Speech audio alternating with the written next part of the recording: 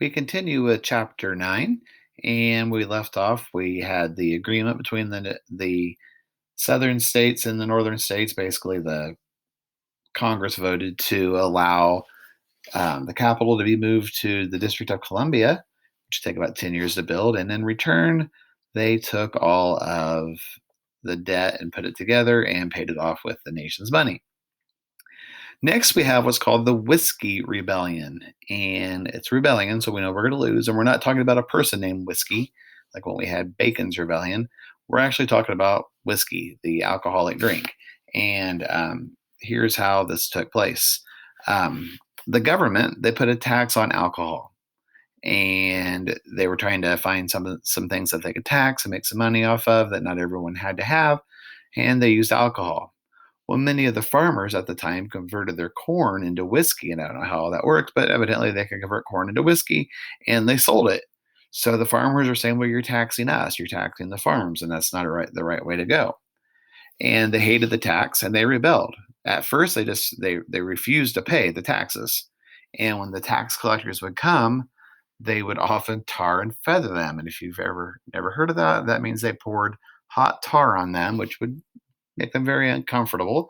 And then they would throw a bucket of feathers on them, and then they would peel the feathers off, and their skin would come up, and it would be very painful and awful, and all this stuff. So um, they were very awful to him. Well, Washington heard of this, and they decided that they were going to send troops and get them to stop. So troops were sent by George Washington, and the farmers did stop. They backed off. They stopped the rebellion, and in a move that people were shocked by, George Washington did not punish them. He said, "You know what? We're all Americans. We're trying to do, you know, get this country going. I'm going to pardon you. You're not going to be in any trouble. Don't do it again. If you do it again, then there's going to be lots of trouble." And they didn't do it again. Not with that. So what he did is he basically taught them a lesson that the whole country is um, is more important than little things, and that violence will not be tolerated by the new government. So, in other words, knock it off. Well, around this time, political parties started to form, and there was no mention of political parties anywhere in the Constitution. George Washington warned against them. He said, "Hey, these are bad things. If we have political parties, one party is going to hate the other party, and people aren't going to be happy, and it's going to become divided." And boy, was he ever right, because we have two main political parties now, Republicans and Democrats, and they don't get along, and all their votes usually go based on party now. And it's not a good situation. We've really gotten bad. And George Washington said this would happen. He predicted this back in 1789. Well, unfortunately, people didn't listen to George Washington back then either. Two very influential men at the time had different views on the government. Once again, our Secretary of State, Thomas Jefferson, and our Secretary of Treasury, Alexander Hamilton. And people started to side with one or the other. Jefferson believed in a loose government. Give the states more rights, give the people more rights. Hamilton believed in a strict government. Um, he wanted control of the money to help keep us out of debt, and he just believed in a stronger government. So people that wanted the weak government, like Jefferson, and they were known as Democratic Republicans, which would later be shortened to Republicans.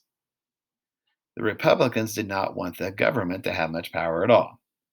The other party, the one by Hamilton, they were called Federalists because they wanted a strong federal government. So the Federalists wanted the strong federal government, and the Democratic Republicans, which would later just be called Republicans, and then would kind of go away, and then we'd end up with a whole different Republican Party.